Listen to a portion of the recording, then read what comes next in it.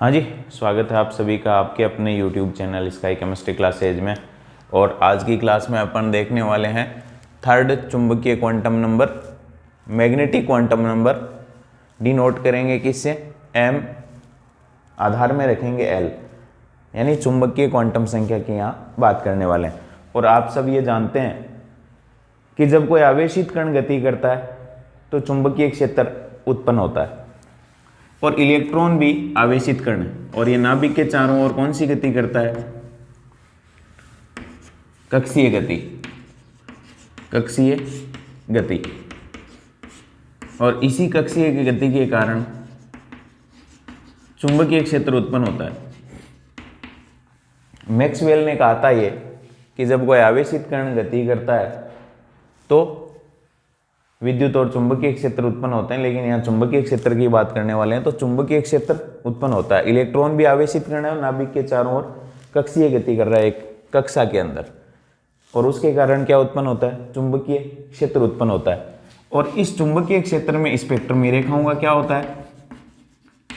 स्पेक्ट्रमी रेखाओं का विपाटन हो जाता है। स्पेक्ट्रमी रेखाओं का विपाटन, और जब विपाटन हो जाता है इसी प्रभाव को अपन क्या कहते हैं? जीमान प्रभाव कहते हैं। अब स्पेक्ट्रमी रेखाओं के विपाटन को समझने के लिए अपन कोश को उपकोश में बांट चुके, उपकोश को अब कक्षकों के अंदर विभाजित करेंगे। तो चुंबकीय क्षेत्र में स्पेक्ट्रमी रेखाओं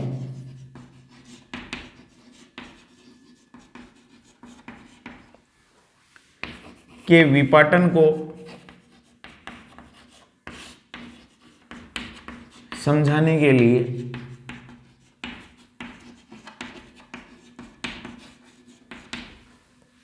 उपकोश यानी सब सेल, कोश को किस में बांटा था? को पुनः कक्षकों में विभाजित, यानी ऑर्बिटल्स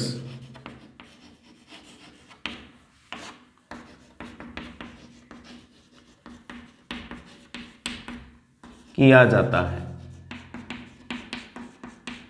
किस में विभाजित किया जाता है? कक्षकों में विभाजित किया जाता है, और उन कक्षकों को अपन चुंबकीय क्वांटम संख्या या ml से दर्शाते हैं।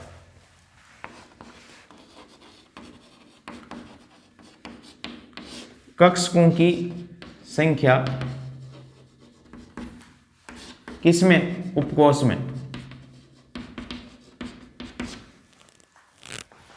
कक्षकों की संख्या उपकोश में कितने कक्षक हैं, और उनके अभिविन्यास को प्रदर्शित करने वाली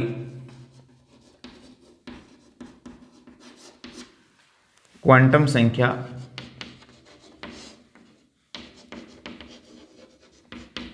चुंबकीय क्वांटम संख्या कहलाती है। चुंबकीय क्वांटम संख्या कहलाती है, यानी ये वो क्वांटम संख्या है, चुंबकीय क्वांटम संख्या वो क्वांटम संख्या है जो किसी उपकोश में उपस्थित कक्षकों की जानकारी देती है कि उपकोश के अंदर SPDF जो उपकोश थे उसके अंदर कक्षक कितने मौजूद हैं, उनकी जानकारी देती है। और वो त्रिविम के अंदर किस प्रकार से अभिविन्यासित है उसकी भी जानकारी ये देती है कि त्रिविम में ये कहाँ कहाँ किस प्रकार से व्यवस्थित है, उसकी जानकारी भी, ये अभिविन्यास की जानकारी भी देने वाली क्वांटम संख्या जो है वो चुंबकीय क्वांटम संख्या के नाम से जानी जाती है। अब देखो, चुंबकीय क्वांटम संख्या की ये तो जानकारी अपने को मिल गई, कक्षकों की संख्या और उपकोश में कितने कक्षक हैं उनकी जानकारी, और अभिविन्यास को प्रदर्शित करने वाली क्वांटम संख्या है ये। अब इसके वैल्यूज यानी मान कहाँ से कहाँ तक होंगे और टोटल मान कितने होंगे वो देखेंगे। देखो,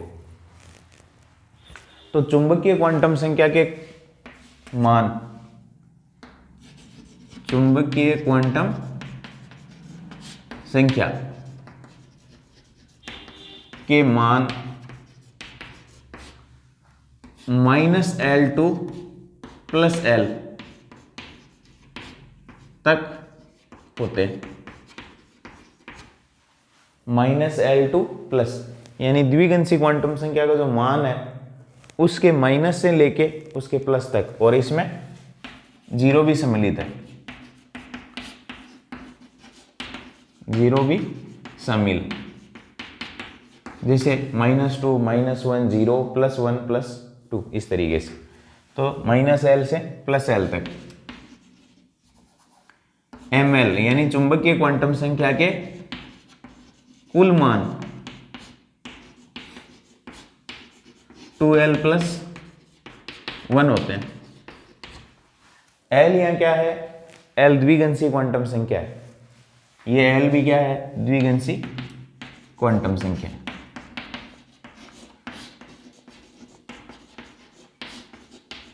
अब देखो अपने आगे उपकोष देखेंगे। द्विगंशी क्वांटम संख्या के मान क्या होंगे उस उपकोष के लिए? चुंबकीय क्वांटम संख्या के कितने मान पॉसिबल है, यानी उपकोष में कक्षक कितने पॉसिबल है, कक्षकों की संख्या कितनी है और इलेक्ट्रॉनों की संख्या कितनी होगी। तो उपकोष है अपने S, P, D और F।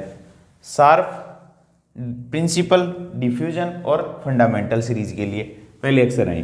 द्विगंशी क्वांटम संख्या के मान S के लिए होता है 0, P के लिए 1, D के लिए 2 और F के लिए 3। चुंबकीय क्वांटम संख्या के मान कहां से कहां तक होंगे? -L2 + L। टोटल मान होंगे 2L + 1। तो द्विगंशी क्वांटम संख्या के मानों से अपन चुंबकीय क्वांटम संख्या के मानों को निकाल लेंगे। तो चुंबकीय क्वांटम संख्या के मान है -L2 + L। तो L कितना है? 0, -02 + 0 यानी 0, एक ही मान संभव है 0। फिर P के लिए 1 है, तो -12 + 1, -1 0 + 1, तो 3 मान हो गए, -1 0 + 1, ये 3 मान पॉसिबल है। फिर आते हैं अपन, जब D उपकोष हो अपने पास तो उसके लिए द्विगंशी क्वांटम संख्या का मान कितना हो जाएगा? 2। वैल्यू कितनी हो जाएगी? -2 -1 0 + 1 और +2। फिर F, उसके लिए द्विगंशी क्वांटम संख्या का F उपकोष के लिए वैल्यू होती है 3, L की वैल्यू 3 है। तो M के मान देखो कहां से संभव है? -3 -2 -1 0 +1 +2 +3। तो -3 से +3 तक टोटल 7 मान पॉसिबल है। D में 5 मान, P के अंदर 3 मान, S में 0।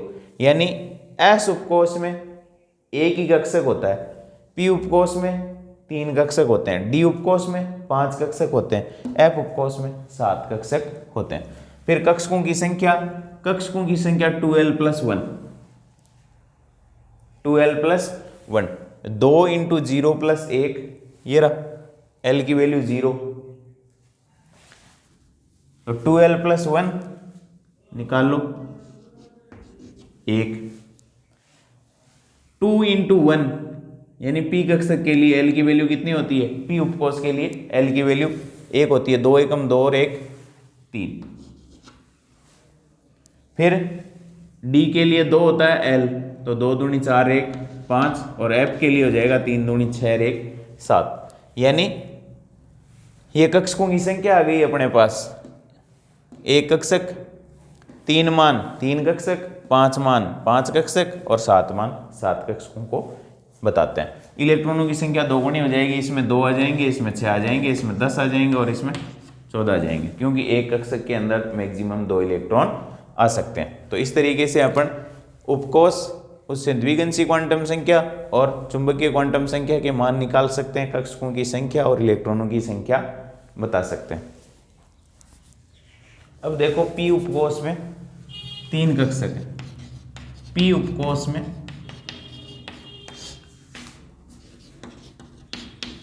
3 कक्षक होते हैं जो एक्स वाई जेड निर्देशांकों की ओर, यानी तीनों एक्सिस की ओर अभिविन्यासित होते हैं।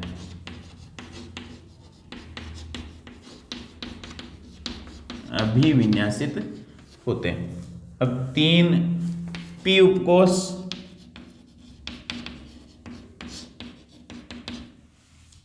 तीन कक्षक,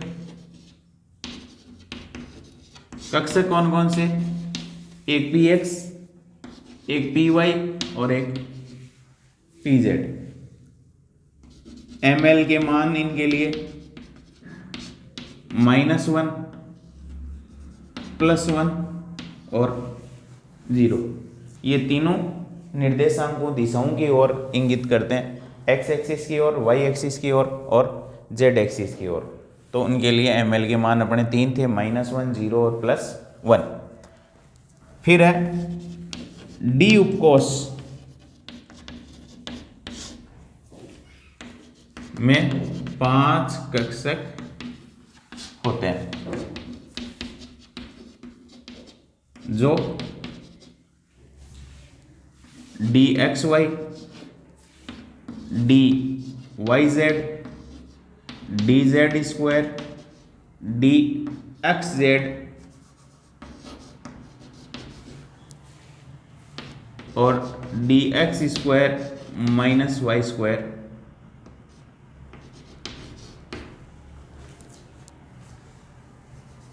निर्देशांकों की ओर अभिविन्यासित होते हैं। निर्देशांकों की ओर अभिविन्यासित होते हैं।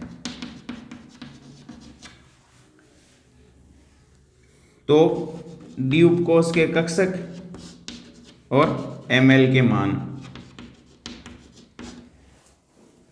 कक्षक है अपने D X Y, D Y Z, D Z square, D X Z, D X square, Y square.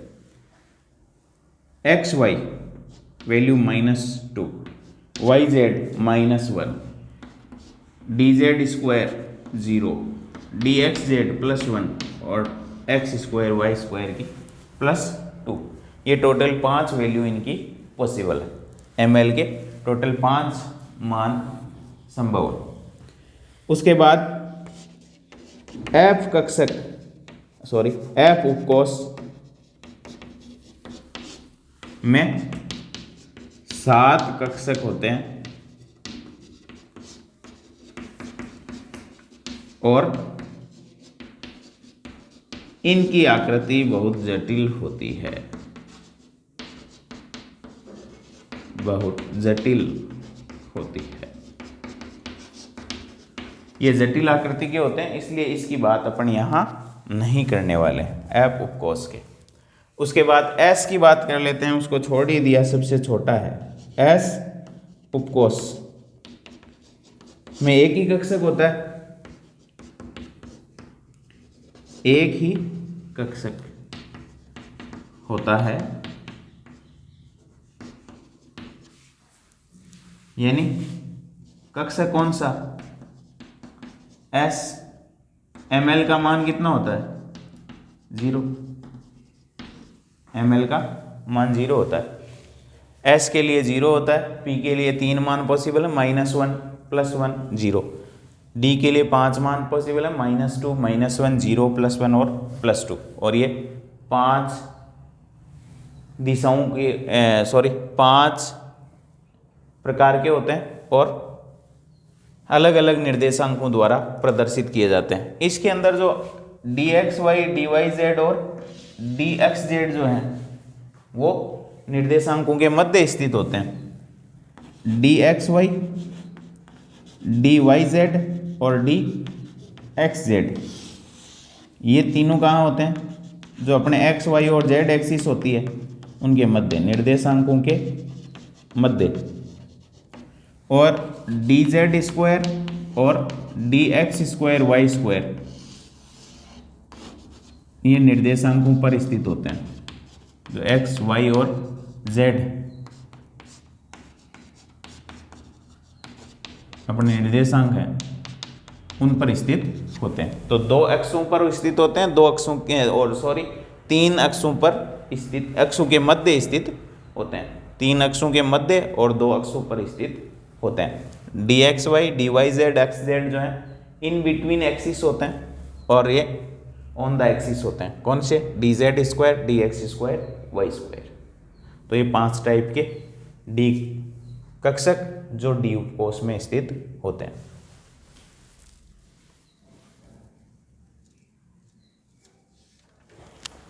अब देखो अपने यहाँ आगे देखते हैं अपन चुंबकीय क्वांटम संख्या अपनी कंप्लीट हो गई। उसके बाद देखते हैं ऊर्जा स्तर कोष, मुख्य क्वांटम संख्या, द्विगंशीय क्वांटम संख्या और चुंबकीय क्वांटम संख्या, मान टोटल कितने होंगे, कक्षकों की संख्या, उप ऊर्जा स्तर में कितनी होगी, मुख्य में कितनी होगी, इलेक्ट्रॉनों की टोटल, यानी एक साथ अपन सबको देखने वाले हैं। ऊर्जा स्तर या कोष अपने पास होते हैं के, एल, एम और एन, ये 4 कोष अपन यहाँ देखेंगे।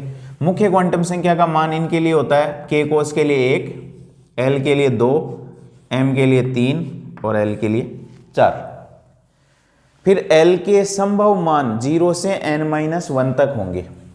तो n-1 यहाँ 1 - 1 बराबर 0, 0 to 0, संभव मान 0 होगा। एल के कुल मान कितने होंगे, कुल मान ये रहा 1। फिर उपकोष का संकेत, उपकोष पहले मुख्य क्वांटम संख्या, फिर द्विगंशीय क्वांटम संख्या का मान 0 और 0 आता है s के लिए, तो s लिख दो। फिर ml के मान कुल कितने होंगे 2l + 1, तो l की वैल्यू कितनी है 0, 2 × 0 + 1 बराबर 1, कुल मान हो जाएगा 1।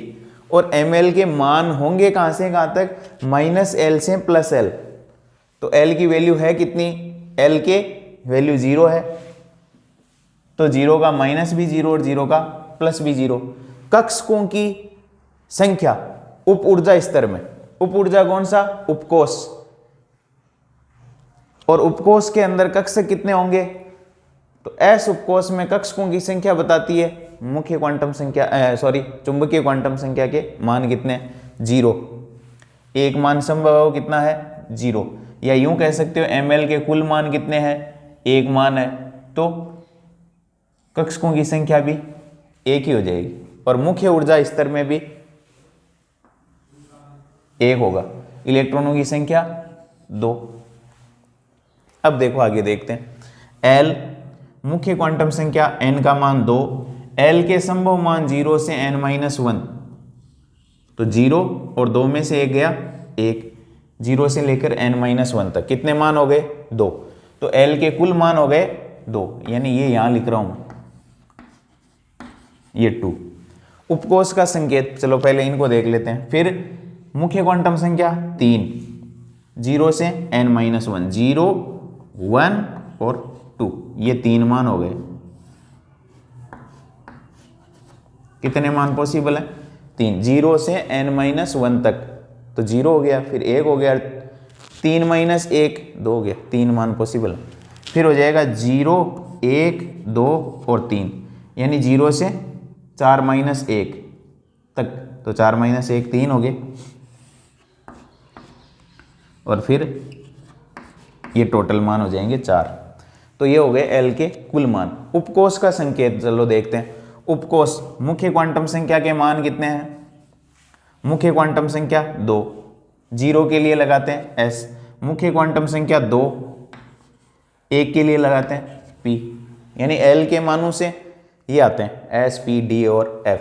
फिर 3 मुख्य क्वांटम संख्या का मान 0 s के लिए, 1 p के लिए और 2 d के लिए, यानी मुख्य क्वांटम संख्या 3 है तो सब में 3 3 आएगी। 0 के लिए s लिख दिया, 1 के लिए p लिख दिया और 2 के लिए d लिख दिया। फिर हो जाएगा मुख्य क्वांटम संख्या 4, 0 के लिए s, 1 के लिए p, 2 के लिए d और 3 के लिए f, यानी 4s। तो 4 तो ये हो गया मुख्य क्वांटम संख्या के मान, 0 के लिए S लिखा है, 1 के लिए P लिखा है, 2 के लिए D लिखा है, 3 के लिए F लिखा है। फिर ml के कुल मान, अब ml के कुल मान होंगे 2l + 1, तो l की वैल्यू कितनी है 0 और 1, तो ml के मान कितने हो जाएंगे, इसमें तो 1 मान हो जाएगा 2l + 1, करके देख लो।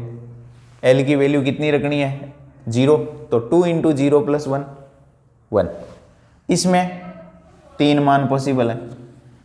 जब l की वैल्यू 1 रखेंगे 2 एकम 2 और 1 3, फिर देखो इसमें 0 रखेंगे तो 1 वैल्यू, 1 रखेंगे तो 3 वैल्यू, और 2 रखेंगे, l की वैल्यू 2 हो तो 2 दूनी 4, 4 1 5, फिर 0 रखेंगे तो 1 वैल्यू है, 1 रखेंगे 3 वैल्यू, 2 रखेंगे 5 वैल्यू, और 3 रखेंगे तो 7 वैल्यू। l की वैल्यू 3, 3 दूनी 6 1 7, ये रहा l का मान 3, तब वैल्यू कितनी आ जाएगी 7। ml के मान, यहाँ एक मान इम्पॉसिबल है, वो कितना होगा 0, और कहाँ से कहाँ तक देते हैं -l से +l तक होंगे, तो l की वैल्यू कितनी है, l की वैल्यू ये रही 0, 0 का माइनस भी 0 और 0 का प्लस भी 0, फिर l की वैल्यू 0, 0 का माइनस भी 0 प्लस भी 0, फिर 1, तो -l से +l करो, l की वैल्यू 1 है तो -1 0 + 1, ये 3 मान हो गए, ये रहे 3 मान ml के टोटल मान। कौन कौन से होंगे, ये आ गए।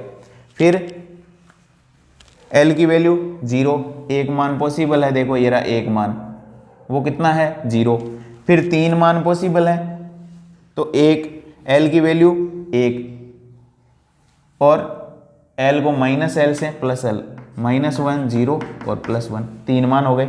फिर 5 मान है, l की वैल्यू 2, -2 -1 0 +1 और +2, देखो 5 वैल्यू आ गई। फिर 0, 1 मान पॉसिबल है 0, फिर 3 मान पॉसिबल है, जब l की वैल्यू 1 है तो कितने मान संभव है 3, और वो कौन कौन से हैं -1 0 +1, 5 मान कौन से हैं -2 -1 0 +1 और +2, और 7 मान -3 -2 -1 0 +1 +2 और +3, ये हो गए। फिर आते हैं उप ऊर्जा स्तर में कक्षक कितने हैं, तो उसके अंदर तो उप ऊर्जा स्तर एक ही था, कक्षकों की संख्या ये रही, कक्षकों की संख्या, ये कक्षकों की संख्या, ml के मान कक्षकों की संख्या ही बताते हैं, ये रहा 1 और 3 ये रहे, यानी मुख्य क्वांटम संख्या की वैल्यू कितनी हो 2, ये तो हो गई मुख्य क्वांटम संख्या 1 के लिए, ये 2 के लिए, फिर ये 3 के लिए। तो देखो एक तो ये रहा S, एक ये रहा P, तो S के अंदर तो एक ही कक्षक होता है, P के अंदर 3 होते हैं, तो S में 1 हो गया और P में 3 हो गए। मुख्य ऊर्जा स्तर यानी टोटल कितने हो जाएंगे, मुख्य ऊर्जा स्तर का मतलब हो गया L कोश में कितने कक्षक हो जाएंगे टोटल 4। फिर आ जाते हैं देखो इसके अंदर, तो एक तो हो गया ये 3s, 3 हो गए 3p के, ये रहे 3, 5 हो गए 3d के, तो टोटल उपकोष एक 3s उपकोष का, एक 3 3p के और 5 3d के, तो 5 3 8 1, टोटल 9 होंगे किस में m कोष में, टोटल 9 क्या होंगे कक्षक। और फिर एक ये हो गया, 3 ये हो गए, 5 ये हो गए, 7 ये हो गए, यानी 4f के अंदर 7 हो गए, 4d के अंदर 5 हो गए, 4p के अंदर 3 हो गए, यानी p के अंदर 3, s के अंदर 1, d के अंदर 5 और f के अंदर 7, 7 और 5 12 और 3 15 और 1 16, टोटल 16 कक्षक होंगे। कौन से कोष में, n कोष में, जिसमें मुख्य क्वांटम संख्या का मान 4 है, उसमें कक्षकों की संख्या होगी 16 और इलेक्ट्रॉन सबके दुगुने हो जाएंगे, 16 के 32, 9 के 18, 4 के 8 और 1 का दुगुना 2। तो ये अपनी थी सारी मुख्य क्वांटम संख्या, द्विगंशी क्वांटम संख्या, चुंबकीय क्वांटम संख्या, ये तीनों को एक साथ कर दिया है। अब चौथी अपनी बच गई है चक्रण क्वांटम संख्या।